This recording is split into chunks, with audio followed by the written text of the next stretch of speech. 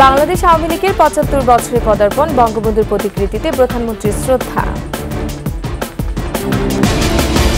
সিলেট সুনামগঞ্জে পানি কমলেও বেড়েছে ভোগান্তি, ঘরবাড়ি ও সহায় সম্বল হারিয়ে দিশেহারা মানুষ। এবং বিশ্বকাপের সুপার 8-এ ভারতের বিপক্ষে ৫০ রানে হারল বাংলাদেশ, সেমিফাইনালে রোহিত কোহলিরা।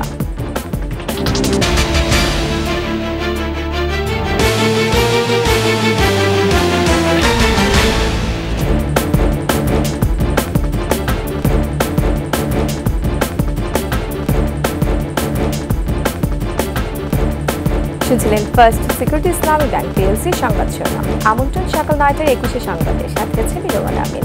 ২১শে টেলিভিশনের সংবাদ একই সাথে সরাসরি দেখতে পাবেন আমাদের ফেসবুক পেজ www.facebook.com/124 অনলাইনে।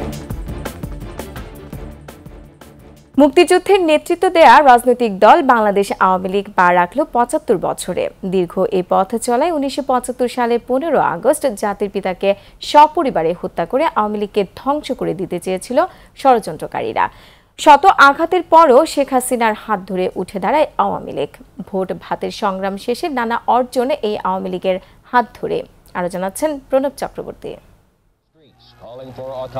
পাকিস্তান সৃষ্টির পরপরই বাঙালির স্বপ্নভঙ্গ, শোষণ বঞ্চনার বিরুদ্ধে দাঁড়াতে ১৯৪৯ সালের ২৩ জুন রোজ গার্ডেনে জন্ম পূর্ব পাকিস্তান আওয়ামী মুসলিম লীগের। মাওলানা আব্দুল হামিদ খান ভাসানী সভাপতি, শামসুল হক সাধারণ সম্পাদক এবং কারাগারে থাকা অবস্থায় তরুণ নেতা শেখ মুজিবুর রহমান যুগ্ম সম্পাদক নির্বাচিত হন। ১৯৫২ সালে শেখ মুজিবুর রহমান ভারপ্রাপ্ত সাধারণ সম্পাদক হন। পরের বছর সম্মেলনেই সাধারণ সম্পাদক। ৬৬ সাল পর্যন্ত ১৩ বছর সংগঠনের সাধারণ সম্পাদকের দায়িত্ব পালন করেন বঙ্গবন্ধু। আত্মপ্রকাশের ৬ বছরের মাথায় মুসলিম শব্দটি বাদ দিয়ে দলের নাম হয় পূর্ব পাকিস্তান আওয়ামী লীগ।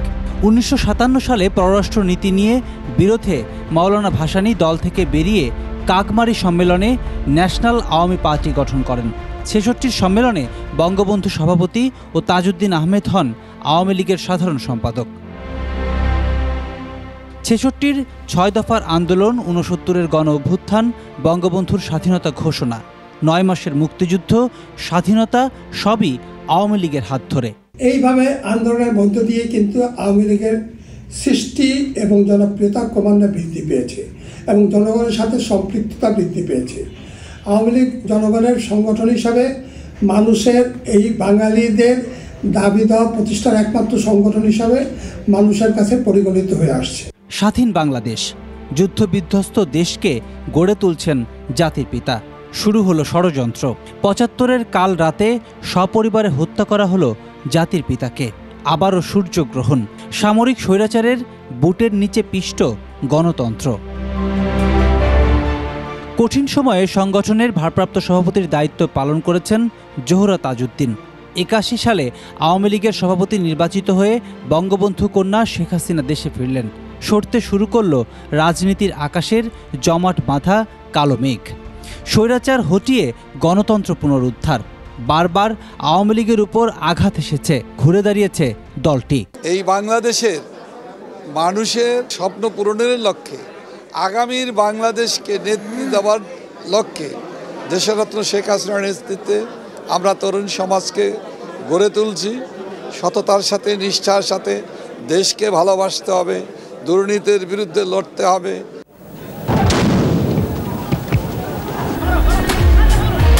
শত ষড়যন্ত্র নির্যাতনেও আওয়ামী লীগকে ধ্বংস করা যায়নি।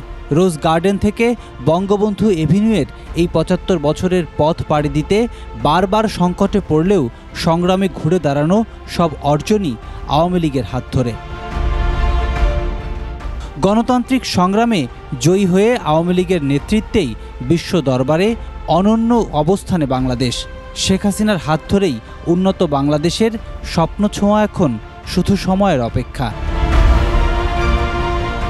বঙ্গবন্ধুর হাতে গড়া আওয়ামী লীগ এখন প্রধানমন্ত্রী শেখ হাসিনার হাতে। যে আওয়ামী লীগ বাংলাদেশের মানুষের আস্থা, বিশ্বাস আর ভরসার জায়গা। তাই তো বাংলাদেশ এখন পৌঁছে গেছে বিশ্বসভায় অনন্য উচ্চতায়, যার পেছনে রয়েছে আওয়ামী লীগের বড় অবদান। প্রণব চক্রবর্তী, ২১শে টেলিভিশন, বঙ্গবন্ধু এভিনিউ, ঢাকা। এদিকে আওয়ামী লীগের ৭৫তম প্রতিষ্ঠা বার্ষিকী উপলক্ষে বঙ্গবন্ধু শেখ মুজিবুর রহমানের প্রতিকৃতিতে শ্রদ্ধা নিবেদন করেছেন প্রধানমন্ত্রী শেখ হাসিনা। উপমহাদেশের প্রাচীন ও বড় রাজনৈতিক দল আওয়ামী লীগের প্রতিষ্ঠা বার্ষিকীতে রাজধানীর ধানমন্ডি ৩২ নম্বরে বঙ্গবন্ধুর প্রতিকৃতিতে শ্রদ্ধা জানান প্রধানমন্ত্রী ও আওয়ামী লীগ সভাপতি শেখ হাসিনা। এ সময় মহান নেতার স্মৃতির প্রতি শ্রদ্ধা নিবেদনের অংশ হিসেবে কিছুক্ষণ নীরবে দাঁড়িয়ে থাকেন তিনি। পরে আওয়ামী লীগের সভাপতি হিসেবে সিনিয়র নেতাদের নিয়ে দলের পক্ষে দ্বিতীয়বার শ্রদ্ধা জানান বঙ্গবন্ধু কন্যা। এ সময় দলের সাধারণ সম্পাদক ওবায়দুল কাদের বলেন, দেশের উন্নয়ন অগ্রযাত্রার একমাত্র কাণ্ডারি বাংলাদেশ আওয়ামী লীগ।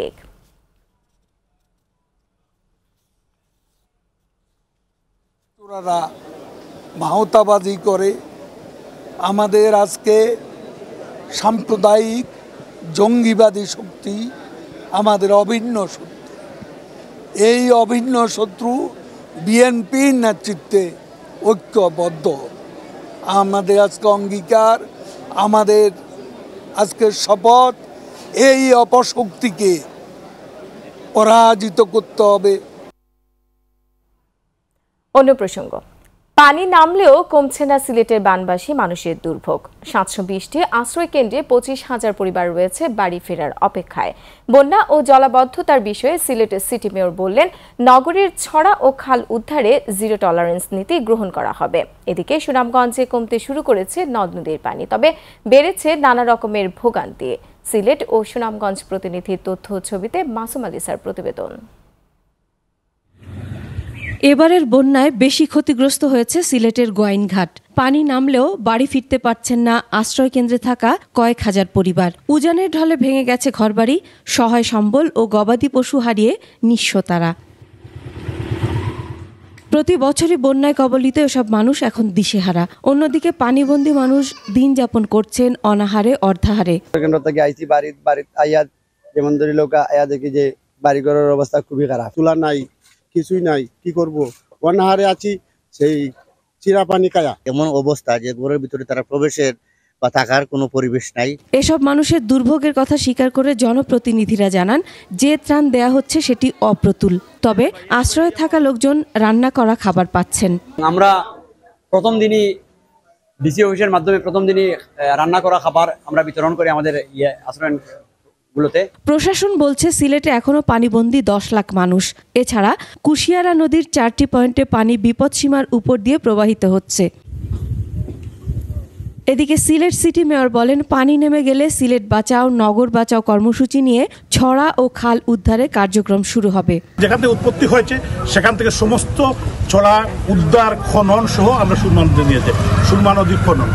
এবং খালি সিটি কর্পোরেশন এলাকা খনন করলে হবে না, এটাকে উৎপত্তি যেখান থেকে হয়েছে সব এলাকায় করতে হবে এবং আমরা এই কাজটা।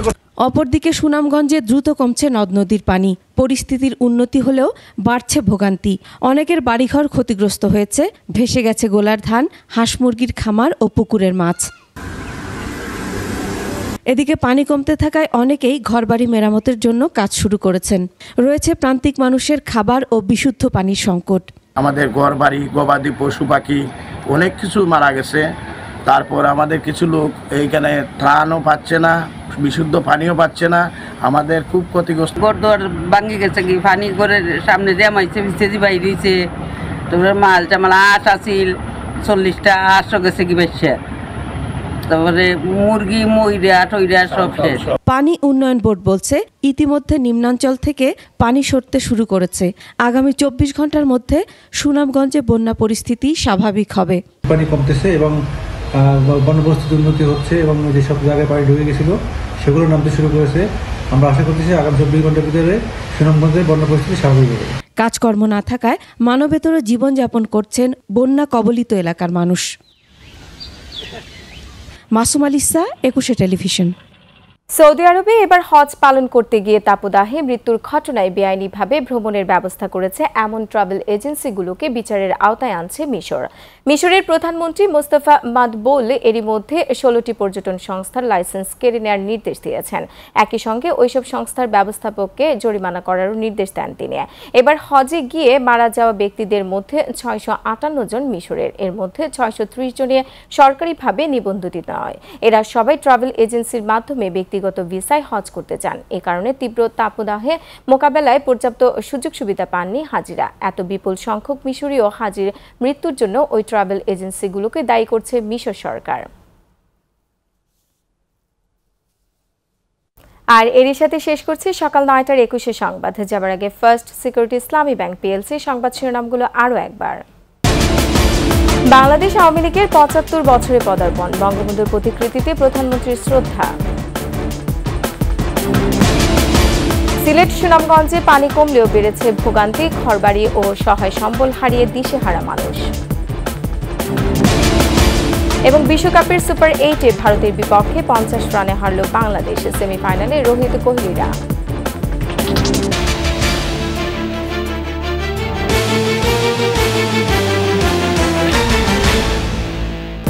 দর্শক, সর্বশেষ সংবাদ জানতে ডায়াল করুন 2021 নম্বরে আর ভিজিট করুন 21-tv.com এই ওয়েবসাইটে। এছাড়া ফেসবুকে ভিজিট করতে পারেন facebook.com/episode24 অনলাইনে।